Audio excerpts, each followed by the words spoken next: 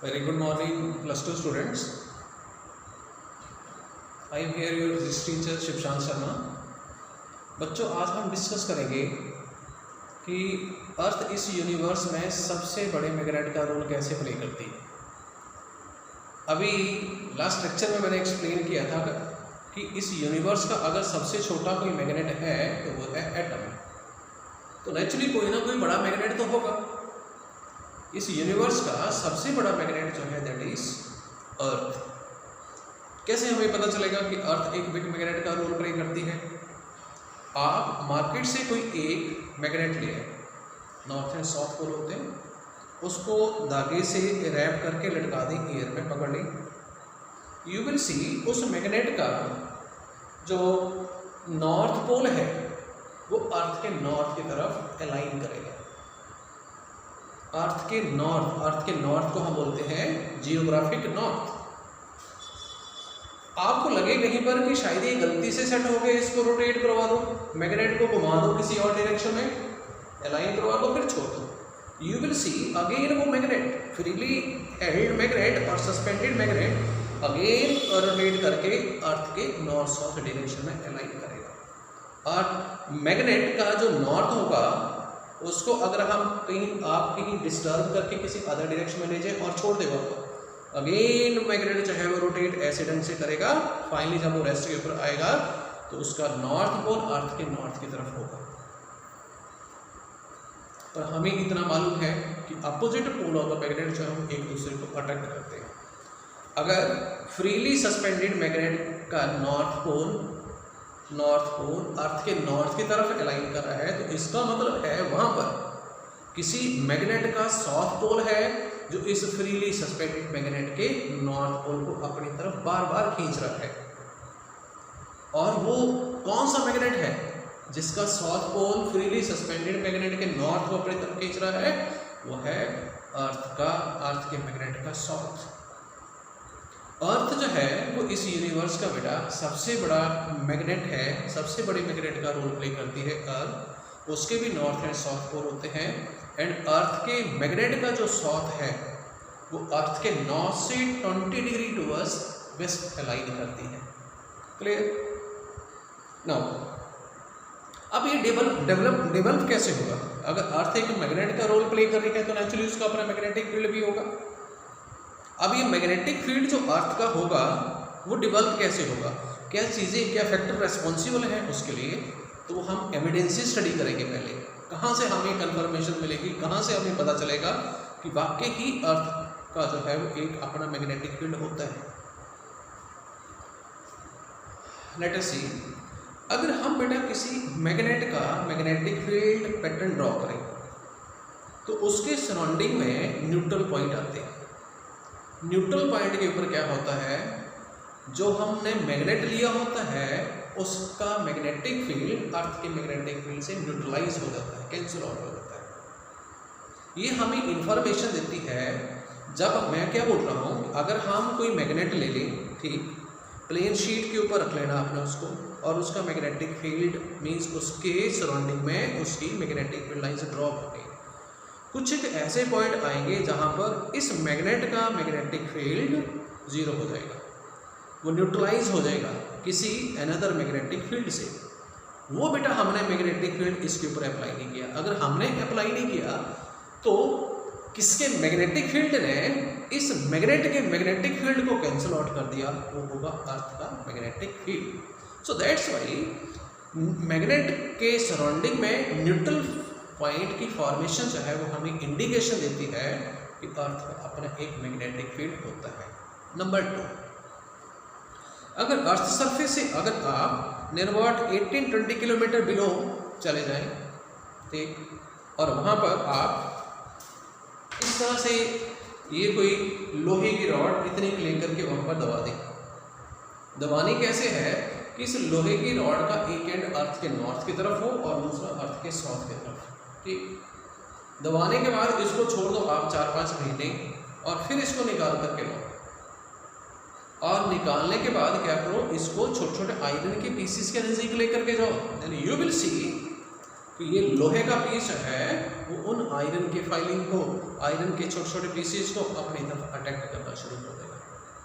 कैसे अट्रैक्ट करेगा, क्या चीज आ गई इसमें जो चीज आई वो क्या होगी कि भाई ये लोहे का पीस है वो मैग्नेट में कन्वर्ट हो गया, इसलिए इसने अपने सराउंडिंग में जो लोहे के छोटे छोटे पीसेस पड़े थे उनको अपनी तरफ अट्रैक्ट करना शुरू कर दिया। क्वेश्चन डेवलप होता है कि अर्थ के नीचे जाकर के इस लोहे के पीस को मैग्नेट में किसने कन्वर्ट किया? क्या आप गए नीचे? वो भी ऐसा नहीं किया आपने। क्या मैं गया वहां पर सुबह शाम आपको धोखा दे करके बीच में घुस रहा हूँ और बीच में इसको मैग्नेटाइज करके आ जा रहा हूँ? ठीक, ऐसा तो हमने किया नहीं। अगर हमने ऐसा नहीं किया तो माय डियर स्टूडेंट ये सोचने के लिए मजबूर करेगा, आपको सोचने के लिए मजबूर करेगा कि ये लोहे की रॉड एक मैग्नेट में कैसे कन्वर्ट होगी। तो लोहे की रॉड को बेटा जिस चीज़ ने कन्वर्ट किया वो चीज़ अर्थ का मैग्नेटिक फील्ड होगी। तो ये वाले जो एक्सपेरिमेंटल या फिर ये एक्टिविटीज जो है वो हमें कंफर्म करती हैं कि अर्थ का अपना एक मैग्नेटिक फील्ड होता है। अगर अर्थ का मैग्नेटिक फील्ड है वो हमने अभी एक्सप्लेन किया होता है, तो क्या फैक्टर है जो इस मैग्नेटिक फील्ड के लिए रिस्पॉन्सिबल है? Now let us elaborate that. Earth बेटा एक कंडक्टर है, बहुत बड़ी कंडक्टर है, तभी तो ग्राउंडेड अर्थिंग की जाती है इलेक्ट्रिकल डिवाइसेस की। वो सारे का सारा जो सरप्लस करंट होता है, सरप्लस वोल्टेज होती है, वो अर्थ की कंडक्टिंग नेचर के कारण अर्थ में एंटर कर जाती है। इसी यूनिवर्स में जो है अर्थ एक सबसे बड़ा ह्यूज कंडक्टर है। अगर कंडक्टर है तो नेचुरली इसमें फ्री इलेक्ट्रॉन्स भी होंगे। ठीक, अर्थ के अंदर अगर आप अर्थ की कोर में चले जाएं तो सारे के सारे मटेरियल जो है बेटा आपको चार्ज्ड स्टेट में मिलेंगे। अर्थ अपनी एक्सिस के अबाउट रोटेट करती है, तो अर्थ के कोर में जो चार्ज्ड फ्लूइड प्रेजेंट है वो क्या करेगा, वो रोटेट करेगा। चार्ज की रोटेशन करंट डेवलप करेगी। कंडक्टर में अर्थ में क्या होगा, देखो अर्थ की कोर में चार्ज की रोटेशन से करंट डेवलप होगा, वो करंट अर्थ में फ्लो करेगा। अर्थ एक कंडक्टर है और हमने पढ़ा है कि कंडक्टर में जब करंट फ्लो करता है तो 100% मैग्नेटिक फील्ड प्रोड्यूस हो जाता है। सो दैट्स वाई जो अर्थ की कोर में मोल्टन चार्ज रोटेट कर रहा है अर्थ के रोटेशन से, तो अर्थ के मैग्नेटिक फील्ड के लिए रिस्पॉन्सिबल होगा। अगर आप अर्थ के अपर एटमॉस्फेयर में चले जाए तो अपर एटमॉस्फेयर के बीच में बेटा सारी की सारी गैसेज जो है आयनिक फॉर्म में मिलती है, मीन्स चार्ज स्टेट में मिलती है, पॉजिटिव नेगेटिव आयन की फॉर्म में मिलेगी। एक इलेक्ट्रॉन फ्री होंगे और कैटायनिक फॉर्म में उनके एटम्स होंगे। जब अर्थ रोटेट करेगी अपने एक्सिस के अबाउट तो अपर एटमॉस्फेयर में वो चार्ज पार्टिकल का रोटेट करेंगे। चार्ज पार्टिकल के रोटेशन से अपर एटमॉस्फेयर में करंट डेवलप हो जाएगा। एंड अर्थ का एटमॉस्फेयर भी एक कंडक्टर का रोल प्ले करता है, तो कंडक्टर में करंट फ्लो करेगी। करंट की बेसिस अपर एटमॉस्फेयर के बीच में एटमॉस्फेयर की कंडक्टिंग नेचर के कारण अपर एटमॉस्फेयर में मैग्नेटिक फील्ड डेवलप हो जाएगी। So these are the basic causes कि अर्थ का मैग्नेटिक फील्ड डेवलप कैसे होता है। ओवरऑल अगर हम बोले तो अर्थ की rotation is responsible, mainly responsible for conducting और इंड्यूसिंग अर्थ मैग्नेटिक फील्ड। अब क्वेश्चन डेवलप होता है कि अर्थ सरफेस के ऊपर हम अर्थ के मैग्नेटिक फील्ड को कैसे एक्सप्लेन करेंगे। Now let us discuss that part, and that part is very important from your examination point of view.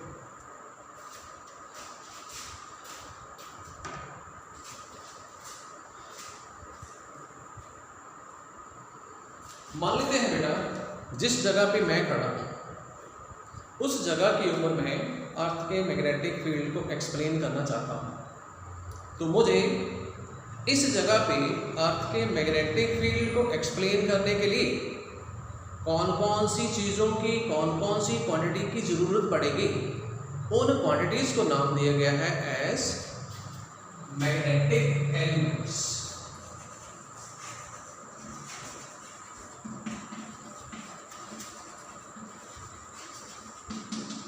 So that's why अब मैं डिस्कस करूंगा what are magnetic element.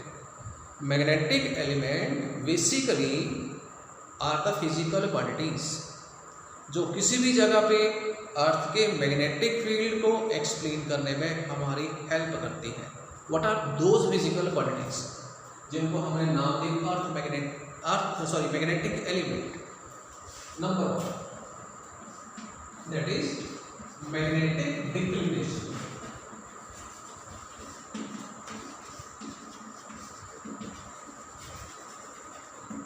Number 2 magnetic inclination, जिसको हम magnetic dip भी बोलते हैं, और magnetic dip DIP। Third part that is horizontal component of the earth magnetic field.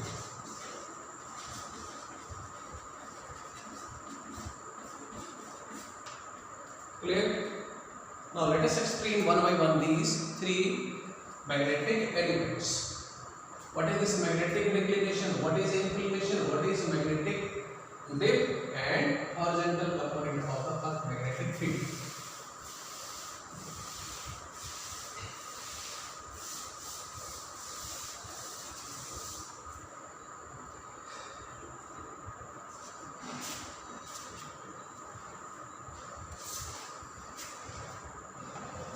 What is magnetic declination?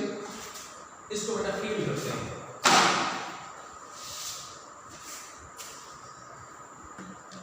इतना बेटा अभी हमने स्टडी किया है कि अर्थ एक मैग्नेट का रोल प्ले करती है। उस मैग्नेट के नॉर्थ एंड साउथ पोल होते हैं। मान लेते हैं बेटा अर्थ के मैग्नेट का नॉर्थ पोल ये है, तो साउथ पोल ये होगा। जो लाइन अर्थ के मैग्नेट के नॉर्थ एंड साउथ पोल को ज्वाइन करते हैं उसको हम बोलते हैं magnetic meridian. Clear? Then magnetic meridian. Earth बेटा एक मैग्नेट का रोल प्ले करती है। अर्थ के नॉर्थ एंड साउथ पोल से जो एक हम वर्टिकल प्लेन पास करेंगे, that vertical plane is known as magnetic meridian. Clear? Earth के बेटा नॉर्थ एंड साउथ पोल होते हैं जो अर्थ की नॉर्थ साउथ डायरेक्शन को स्पेसिफाई करते हैं। क्लियर? उन दोनों को क्या करो, किसी एक थ्रेड से ज्वाइन करवा दो, वहां से एक वर्टिकल प्लेन पास करवा दो। उस वर्टिकल प्लेन को नाम दिया जाएगा geographic meridian. Geographic meridian is a vertical plane which is passed vertically through a line which join the earth north and south pole, not earth magnet। मान लेते हैं बेटा ये है मेरे पास मैग्नेटिक मेरिडियन है, ये प्लेन मैग्नेटिक मेरिडियन, और ये वाली जो कॉपी है इसका प्लेन जियोग्राफिक मेरिडियन है। इन दोनों के बीच में किसी भी जगह पे जो एंगल होगा उस एंगल को नाम दिया गया है magnetic declination. So let us mark that part.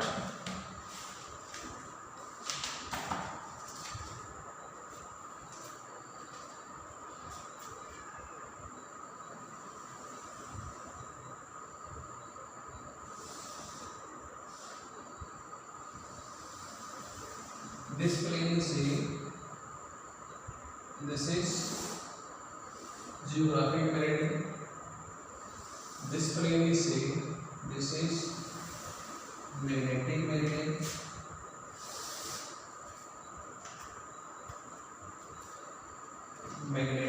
meridian,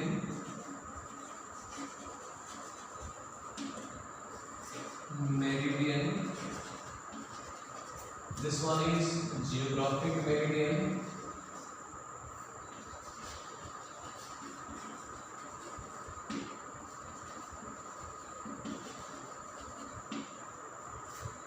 इन दोनों प्लेन के बीच में जो एंगल होती है that angle is sin theta, that angle is known as magnetic declination.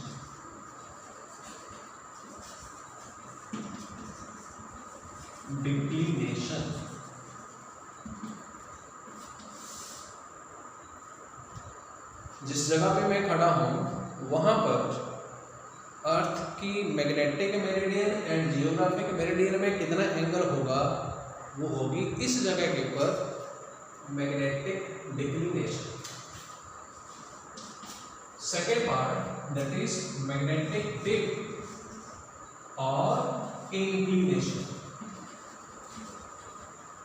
and that is written in this notation delta.